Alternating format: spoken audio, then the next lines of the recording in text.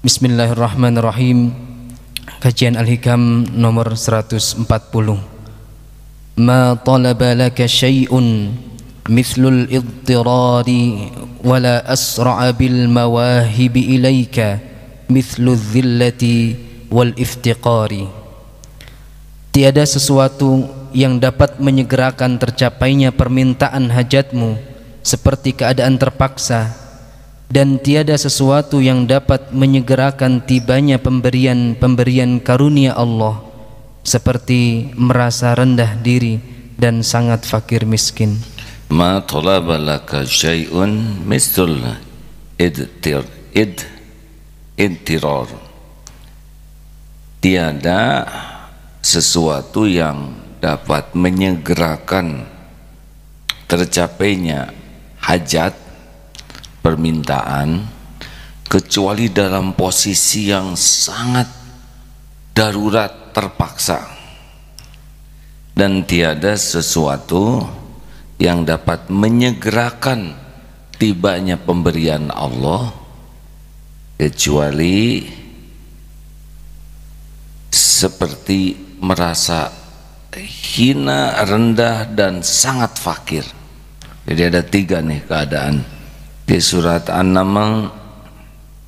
Amma yajibul mudtar. Mudtar ini artinya sangat terpaksa. Idza da'a, ketika berdoa kepadanya. Idza da'ahu, siapakah yang dapat memperkenankan doa orang yang benar-benar terpaksa bila berdoa meminta kepadanya? Jadi diibaratkan seperti telur di ujung tanduk, sangat darurat. Nah, tidak ada lagi di hati ini selain hanya tinggal Allah. Jadi kalau meja ini sudah dihilangkan semuanya, dinafikan, dan yang ada hanyalah sesuatu di hati ini, Allah. Jadi ketika hati ini masih berharap ditolong si fulan, berharap diberi oleh si fulan, masih ada nih di hati ini selain Allah yang bisa dijadikan sandaran, dan benar jadi sandaran. Ada juga orang yang tahu ini bisa membantu, tapi hati tidak bersandar.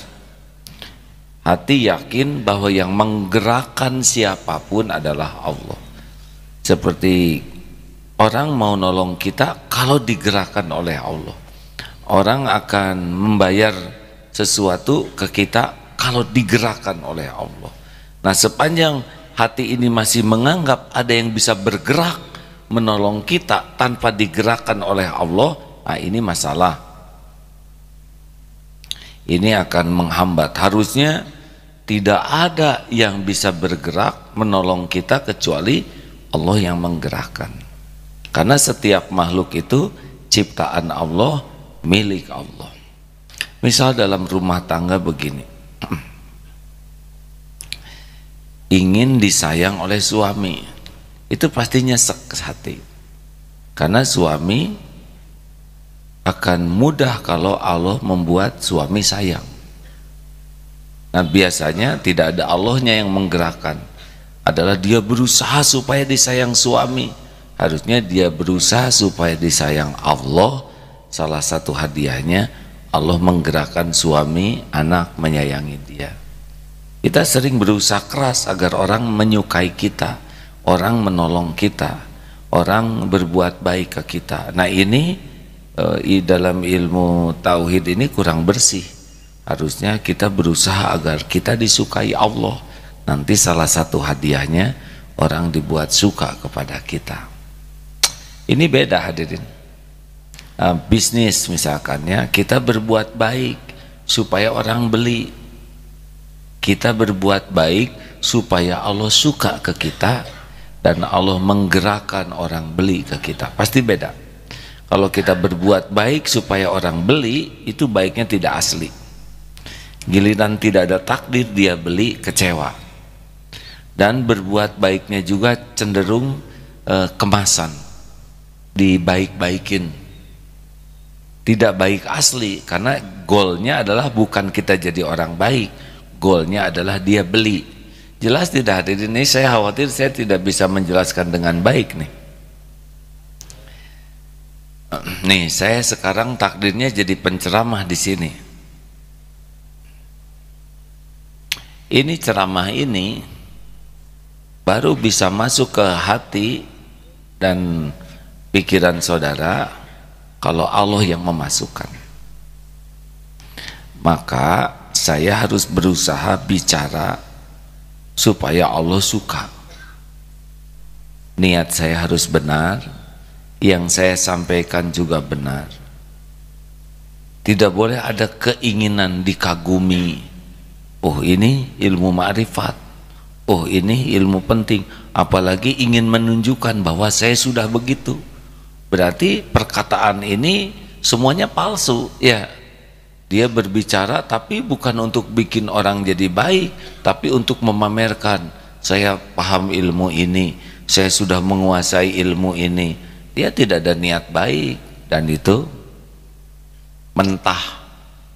Makanya tidak perlu kita di dalam berceramah itu merekayasa banyak hal supaya orang lain kagum, orang lain suka, orang lain terpesona. Mau apa? Tidak ada perlunya. Tidak ada perlunya kita dikagumi orang. Keperluan kita tuh cuma satu, Allah ridho kepada yang kita sampaikan. Benar? Nah, sesudah itu Allah masukkan ke hati siapapun, ya terserah Allah saja. Contoh lain begini, kita melakukan kesalahan,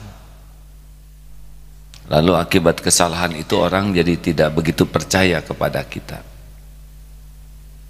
Ada orang yang berusaha keras agar orang jadi percaya, tapi ada yang berusaha keras supaya Allah mengampuni dirinya dan memperbaiki dirinya. Kalau orang berusaha supaya orang lain percaya, giliran orang belum percaya kecewa. Saya sudah berusaha memperbaiki diri, tapi tetap saya tidak dipercaya. Harus bagaimana lagi? Tapi bagi orang yang meyakini Allah, orang belum percaya berarti Allah belum menghendaki orang lain percaya, karena tobat saya harus lebih sungguh-sungguh lagi. Hati saya harus lebih maksimal lagi keikhlasannya dalam tobat. Jangan sampai tobat supaya orang suka, harusnya tobat supaya Allah mengampuni kita. Bisa dipahami tidak hadirin perbedaannya? Ini hampir sama perilakunya, tapi beda rasanya dan beda konsistensinya, istiqomahnya beda. Kalau orang berbuat karena makhluk, pasti di sini tidak nyaman. Tapi kalau orang berbuat karena Allah, dan Allah pasti tahu, dan Allah yang menurunkan kenyamanan di hati kita. Dan bisa tahan tuh. Kalau orang berbuat karena makhluk tidak akan istiqomah. Kalau orang berbuat karena Allah, dia akan kuat. Karena seperti menghafal Quran. Kalau menghafal supaya diketahui orang lain, banyak mengeluh. Kalau belum hafal-hafal. Tapi kalau menghafal Quran, ingin diterima oleh Allah setiap bacaannya, oh dia akan konsisten. Teman sudah 5 juz, yang ini sudah 7 juz, sedang dia baru 2 juz, tidak ada masalah, tidak ada minder, tidak ada tertekan. Kenapa saya belum hafal? Mungkin saya banyak dosa, malah banyak tobat. Jadi tidak ada urusan dengan penilaian orang. Benar, kita akan dinilai oleh guru, tetapi intinya adalah setiap bacaan ini untuk takarub kepada Allah Subhanahu wa Ta'ala.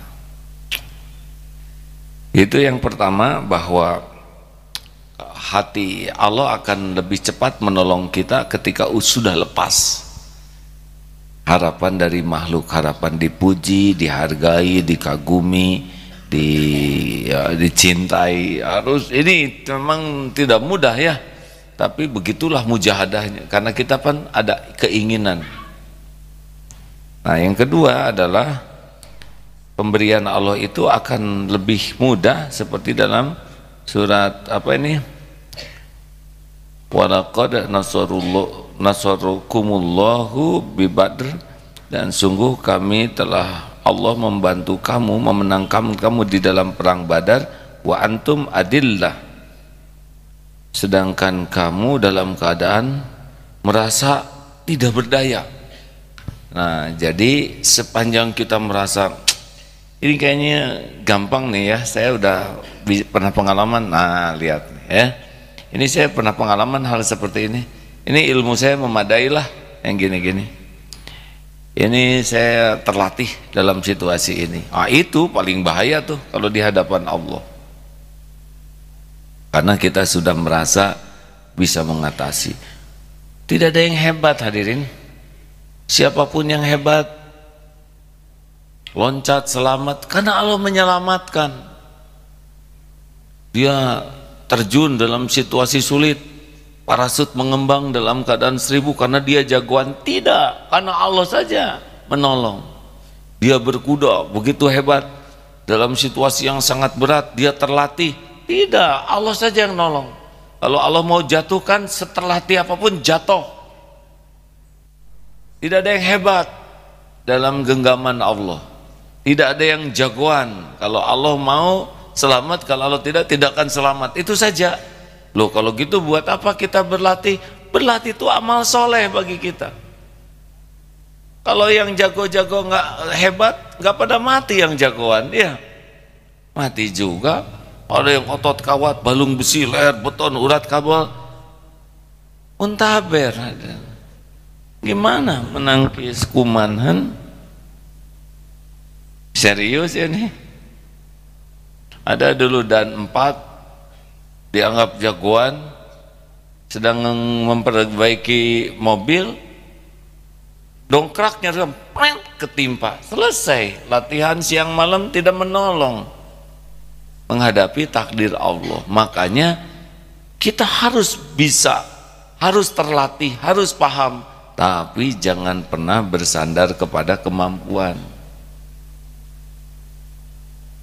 Harus bersandarnya kepada Allah. Jadi jangan sampai menuhankan kemampuan kita, menuhankan ikhtiar, menuhankan pengalaman, menuhankan keahlian. Ahli ya bagus, tapi tetap saja yang nolong adalah Allah.